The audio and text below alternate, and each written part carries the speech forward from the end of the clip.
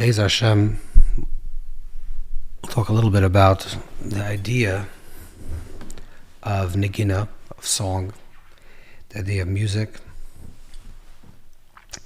and what is the difference between a composition, a song, a nigun that steers the emotions and draws out the inner essence of a person. We'll call something that's deep music. What is the definition of deep music? And in contrast to the opposite of deep music, shallow music, superficial music. So to understand this a little bit, we'll understand it through reading a little bit from the Zohar Kodesh. So the Zohar, in the Raya MeHemnah, a special part in the Zohar, in Parshas Naso, in the portion of Naso, says the following. That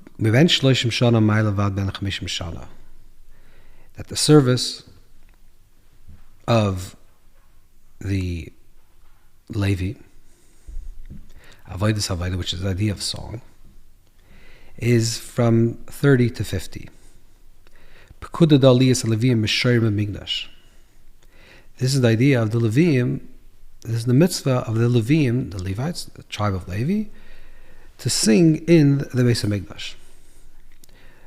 The HaKoyin iya makev kabanav iya michal, because the Koyin represents the attribute, the sphera, the trait of chesed, of kindness, compassion, giving. And the Koyin, represents Michal, the angel of Michael, the angel Michal. Michal is the angel that's connected to the right side in chesed and giving. That's why it's Kael, who is like Kael. Kael is Kael Chesed Kol Hayom.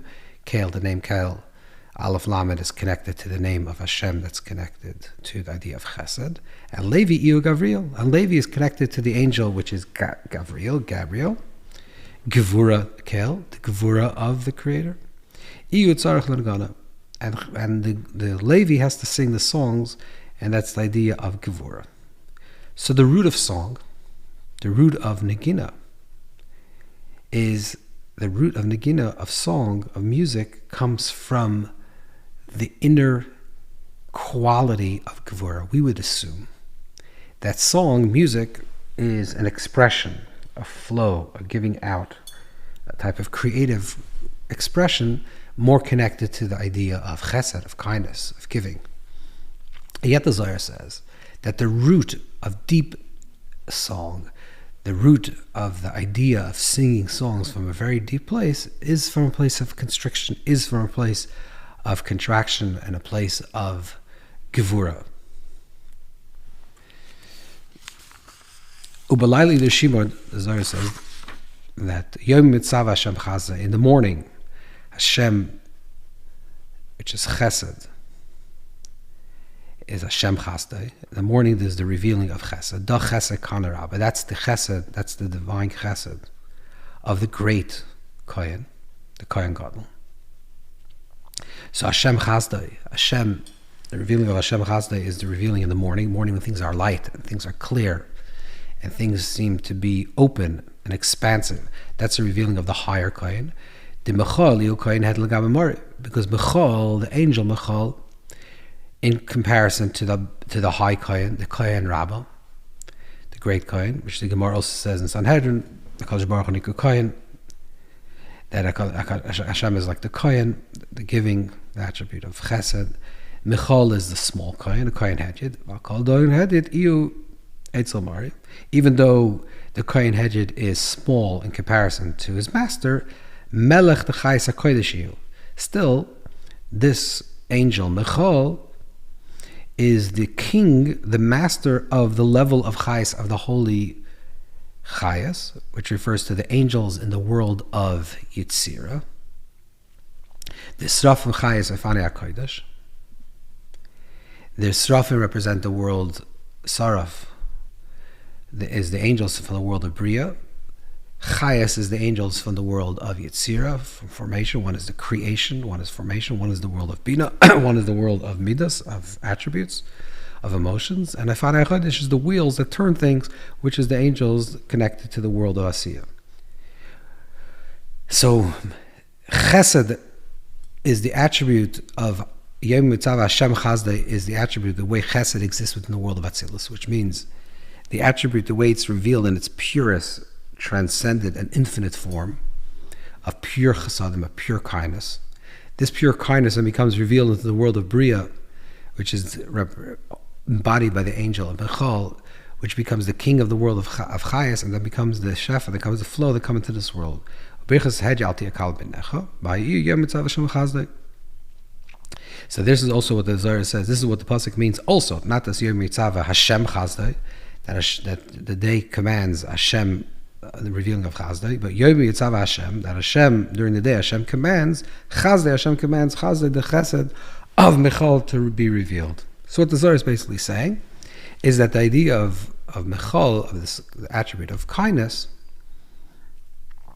which is the idea of bringing a karbanos, is the idea of drawing down from the highest place, the highest capacity, the deepest place, to revealed in the most manifest level of the physical material reality.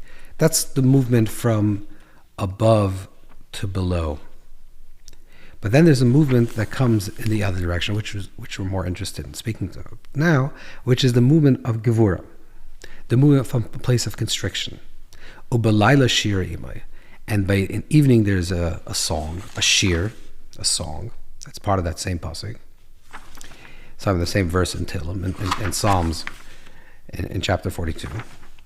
So what is the Laila? And by night, when things seem opaque and dark and constricted and limited.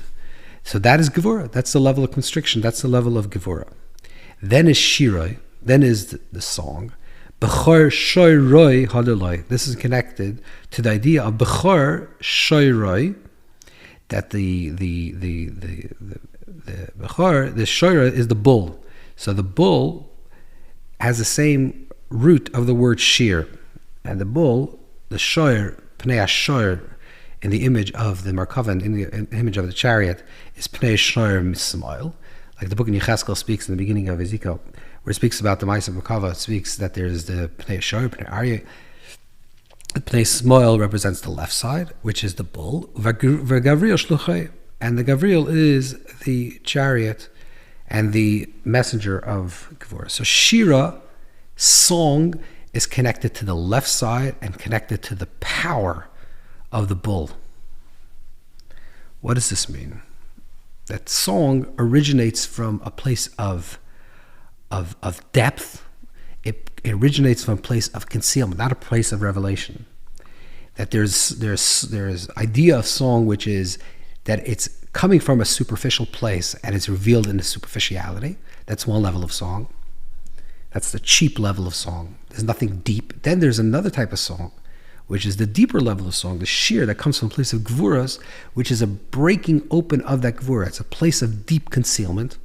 And from that deep concealment, with a lot of power and a lot of Gevurah, it breaks open from a place of depth of consciousness, depth of soul, of psyche, that is completely concealed and not even revealed to the person himself or herself. And then there's a breaking open from that place, and that's where song comes from. Says the Zohar, that a person has to sing songs of praise and songs of joy in the wine of Torah. The idea of the wine represents the deeper aspects of the Torah. That looks like wine is in order for to get the wine out of the grape, you have to crush the grape, which means that the wine is concealed, so to speak. It's the soid, it's hidden within the grape. And yayin is the soid, the secret that comes in a revealed way, yet always remaining continuously a secret. That's the nature. It's not that a secret that becomes exposed and it's no longer a secret. But nichnas yayin yatzasad, the wine comes in. The Gemara says in Erevin and Sanhedrin, that nichnas yayin, when the wine goes in, then the soid becomes revealed. Yatzasad, the soid goes out, but the soid still remains a secret.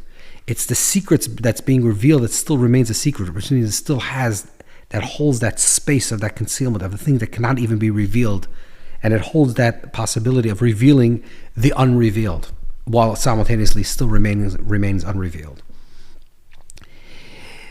So if a person cannot study Torah in this joyful way, then a person should wake up at night, which is the idea of tikun chatzos, waking up at midnight or before dawn. Before the morning dawn. And they should sing supplications when they wake up. And many different types of songs that comes from the place of the throat. It comes from the place, the origin of these types of songs comes from the place of the throat, which in the five potentials of the mouth, the throat is the deepest, because then you have the throat, which is the deepest part of the mouth, and then you have the lips, which is the most external, the sasayim, the safa, the edge, which is the opposite, the side that comes, the letters that are created through the lips is the most external, and then you have letters that are created through your teeth, and through your palate, and through your. So these are the five potentials that come out through your mouth. So the letters that come from the throat, the EU kinar. That is the letters, that is the words that come from, that is the concept of the kinnor, of the harp. What is kinnor? So it speaks about David HaMelech. The Gemara speaks on the beginning of Parshas. David HaMelech would wake up in the morning, very early, late at night, in the early morning, and he was, and he would get up and he would play with his harp. So the idea of singing songs comes from a place of the garan, from the depth of the throat, which is the idea, which as Zohar says, is the kinar. What does it mean it's the kinar? The word harp is created from two words. It's chavav, which is the name of Hashem, Yud Kei Vav Kei, 26. That's the first part. It has 26. Chaf nun vav resh. So the chaf and the vav is 26. Is the name of Hashem. The nun reish is 250. Ner, the candle of Chaf, the candle of Hashem, and the nun reish, which is 250. The Arizal calls that the yichud hashalom. What's the yichud hashalom? The complete yichud. The complete yichud is the yichud between Hashem and Eka, the name of Hashem and the name Eka of becoming. So that's 26 and 21. It's which is 47. It's connected to the name Hashem, which is a yichud with Hashem and Elokim. 26 with 86, the name of constriction, the name of judgment. So it's 112. And then there's a yichud between Hashem and Aleph Daled Nun Yud, which is the way Hashem's name is pronounced. Then it's 91. So the total number of that is 250. So what does this mean? That the kinar means, what is the harp? What is this? How is this translated? The harp, or here the throat itself is the harp. It takes from the deepest place, the most inner place of the person, or the inner place, if the song is expressing something that's divine, the inner place is the divine, and it's expressing it outward, simultaneously remaining always inward. That's the place of the garden. La paka bekala. Then what you do is you through the throat, which means the beginning of sound in the mouth, is really taking from bishit kanfereim of arda. That's really coming from the place of the lungs. That's the origin of that. It comes from the lungs. Chazal the Gemara says in Chulin, it's called kanfereya, the wings of the lungs. These certain curvatures within the lung, in the lungs itself, and that's connected to the letter to 6, which is the vav. You have to give vav and then the hey, and beshit azakim dekana, and then it's also connected with the 6 rings of the windpipe. V'davav, that's the vav. So the Zohar is saying that there is, when a person sings songs, there's connected to the lungs, connected to the windpipe, and connected to their throat. But then it goes even deeper. And that itself, which is expressed through the throat, which comes from the lungs, expressed through, which goes through the windpipe, the origin of that comes from the depth of the person's heart, which is the place of Bina. Like the Mishnah says, Halev Maven, the Lev, the heart, understands, which is Bina. And Yipuk Bein Bina, and Bein, which is the level of Vav, Yud Hey, Yud and Hey is Abba V'Ima, is mother and father. The Vav in the name of Hashem is Ben, is the male, the son. And the Malchus is, the Hey is female. So the Ben comes the son, which is Vav, linear, like a line, represents masculine, versus the Hey, which is more circular and round, represents the feminine. Yapak Mebe Bina comes from the place of Bina. Ben, what is Bina? Bina, the letters Bina has Beis Yud Nun Hey, which is the Yud and the Hey, which is Chachma and Bina. And Chachma and Bina give rise to a Ben, a child, that's the other two letters, Beis and Nun, Ben Yud K, the Iyuvav. That the Ben of the Yud K, the son, the birth from the letters of the Yud and Hey is the Vav. The Efrach Pshit Gafran, and that's like it flies with six wings. V'Salach Pshit is Aknakana, and then it goes through the 6 rings of the windpipe and the Inu Sheit Miles Lakisa. These are the 6 levels that the Torah talks about in Tanakh, which speaks in the Kisei, in the throne of Shlomo HaMelech. V'Terei and there are two seats. We're going to make sense of this in a moment. There are 2 seats. Kisei Kavod Merah Mirishan. There's a kisei, and there's a throne, and then there's a throne that is beyond the original throne. Ve'inu Libo Upuma. The 2 thrones are the throne of the heart, and the throne of the mouth, the seat of expression of the heart, which the heart expresses the depth of the person's chacham, the depth of a person's wisdom and intuition. And then there's the mouth, that's the external part of the expression of a person's feelings and a person's ideas. So there's the most external part of the expression, which is the kisei, the chariot, or the vessel, the throne that reveals what's going on inwards. That's the puma, that's the most external part of it. That's the external throne. And then there's the even deeper throne, which is the lev.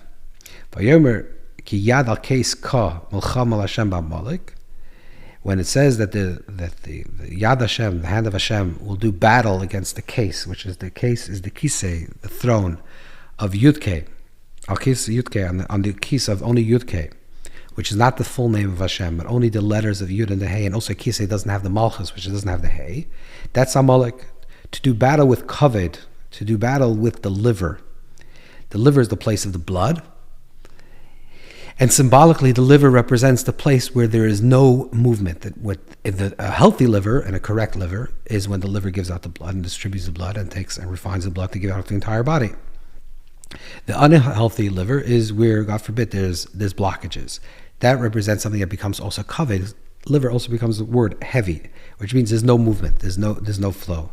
That is associated with the negative side, which is called Samach Mem. Samach Mem Aleph Lamed. The Sam, the poison of kale. What does the poison mean? The letter is Samach and Mem in Hebrew.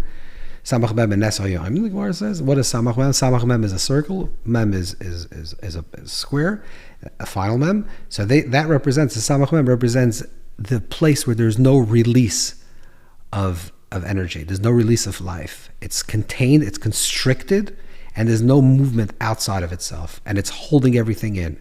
That's in a case where it becomes becomes Amalek, it becomes negative, it becomes the koyach of Esav, it becomes the power of Esav. Where instead of giving out, instead of giving out the shefa, instead of giving out, it holds everything in. Puma the kisa case yut, okay? That's the idea of blowing of the shofar. My shofar, what is the idea of blowing of the shofar? So the shofar itself, when a person blows a shofar, they're taking a kana. A kana means they're taking something that's a hollowed ram's horn. So it's symbolic of the windpipe, right? And then you blow into it. It says literally wind. Vav koil the solik min hakana puma. So then the vav, which is the wind that you fill into that line, the shape of the shofar, the shape of the horn that you blow on Rosh Hashanah to break all the dinim. So it goes from the vav, the coil, which is the pure sound, ligabe puma, and it's blown through the mouth. So it goes from the vav to the hey, the tam and hey, and then when it comes out and it's expressed, any type of expression, when you speak, it comes into the 5 potentials of the mouth. Here the Zohar is going to talk about the 3 of the potentials of the mouth, the inu sasin vishinayim v'cheich, which is the lips, the teeth, and the palate. and it doesn't speak about the tongue and the throat, which is mentioned before. So it says V'sayim train. The lips are two. Shenayim toichenes tereminim. There are two types of teeth, upper, lower teeth. V'cheich. And then there's the palate, which is 5. The tachin kenadir kol. It breaks up the sound, the undifferentiated sound, which is the sound of breath. It's like a millstone breaks everything down. Lapaka kol v'dibur, to draw out and bring out from the place of kol, that it becomes a dibur. From place of kol, the place of pure voice, it becomes speech. The nafik bin liba machshava, and that's originates from the place of bina, which is from the heart. The source of the heart comes from the place of chachma, like the yudke, which said before, the yishma mefarish, which is the name of Hashem, b'esem milatim, which is connected to the 10 chapters of Psalms, which is the name of Hashem, Shema, and the 45 name. When you have the yudke vavke spelled out in like Shema, you have 10 letters. Therefore, b'shayf and paisach masar shayfers. Okay. Therefore, on Rosh Hashanah, you don't blow less than 10 shayfers. Okay, let's try to make sense a little bit what the Zohar is saying and how this is related to song. In simple, or first a little abstract, and then we'll get to the simple idea. Basically, the Zohar is saying that the process of deep song sometimes shows up in the form of a cry, particularly the way the Zohar says, the cry of the shofar, the cry on Rosh Hashanah, which is mamtik all the dinim, which breaks open all the dinim and sweetens all the judgments, and breaks away the samach mem, the negative force of constriction, of kvedos, of holding things down, and of a congealing of life force, and not a movement. The Zohar says that just like the movement upwards, that's like the movement downwards, which is the idea of chesed, we said goes through the 4 universes. There are 4 processes in order for a person to speak and to sing, especially to really draw something out from the depth. There's the depth of consciousness, the depth of a person's psyche, the depth of a person's soul. That corresponds to the inner world of Bina. Or the deeper level, not only level of Bina, which is the deeper level, the place of the heart, but the place of Chachma also. That's connected to the world of Atzilus. That's my inner self, my inner being, that is concealed and will always remain concealed even from me. There's something that I'm holding, that place that's very private, very personal. That's my depth of who I am, my holy of holies. That's my Kodesh Kodashim. That's the place of my Atzilus. And then in order, when a person speaks, literally when a person sings or speaks, the way the process works is that there's a thought process. So that's a type of a revelation, or a certain feeling, a sensation, a leiv maven, a type of knowing heart, an idea. Then in actualization of speech, which is bri yitzir asiyah, which is creation, formation, and actualization, which is the process of externalizing. Bara comes from the word bar, outside, externalization, something that's coming outside of myself. The process is that first, in order for a person to speak, what they're doing is they're taking the 5 potentials of the mouth, which you said is the teeth and the palate, etc., and the tongue. And you're using the undifferentiated coil, the undifferentiated sound that rises into the mouth, or wind that rises into the mouth, and then you're projecting it outwards through breaking apart and articulating those, and defining and creating differentiation from that original one sound, and then using the potential of the mouth breaks it apart and creates actual language. So the 5, which is the 5 potentials of the mouth connected to the 5 Gevurahs, is the way that the coil, the original sound, the way it exists in the mouth, is then revealed as language. So the origin of speech, of the possibility to speak, is at first as a coil and as a dibur. The Zohar says in the name of Hashem and Elohim that the coil is the way that things exist within the mouth. That's the wind within the mouth. the wind within the mouth then is broken apart through the five potentials of the mouth, which is created through speech. But where does the wind come from? The wind comes from the lungs. So the lungs produces this wind that fills up the mouth, and then through the mouth, this is the way a person speaks, and then through the mouth, a person actually uses the potentials of the mouth. So there's 3 layers deep. There's a 4th layer, the way the thing exists, the thought process, or that feeling, that sensation exists deep in my heart, deep in my mind, inwardly. It's not being expressed. I feel it within myself. Then there's the deepest level. My Kodesh Kodashim is something that's so secret and so deep that I can only feel it. And then there's a process, that's my Atzilus, that's my inner world. Then there's the process of expressing it and revealing it. In the process of revealing something, the way I speak, or especially if the way I'm singing, is at first it rises up in the Vav, the way it's connected to the letter Vav, which is the outward expression, the ben, the child that's being expressed. The letter Vav, the way it exists within the world of lungs, then the way it exists within the windpipe, and then the way it exists being expressed in my puma, within my mouth. So it's 3 levels deep. The first level is the way this idea exists only within the lungs. Then it becomes filled within the wind, and then it becomes expressed within the mouth. Those 3 processes on the physiological level correspond to 3 inner processes in order for something to be externalized. It must go through these 3 processes. On a higher, super high level, this represents the world of creation. That's the way it exists first as an external thing moving through. That's represented with the idea of the lungs. Then it becomes wind, which is the world of Yitzira, which is also generally the world of angels. That's why Beruach Piv Kol Tzvav, the wind is the place of angels. Ruach Piv is called Tzvav. The wind within the mouth is the place of Tzvav, the place of host, the place of angels.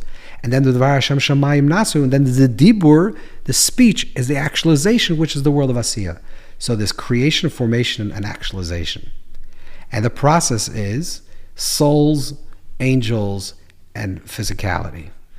In the process of actually speaking, it's the way things come from the depth of something, and it slowly starts becoming materialized and externalized as something that's outside of the self.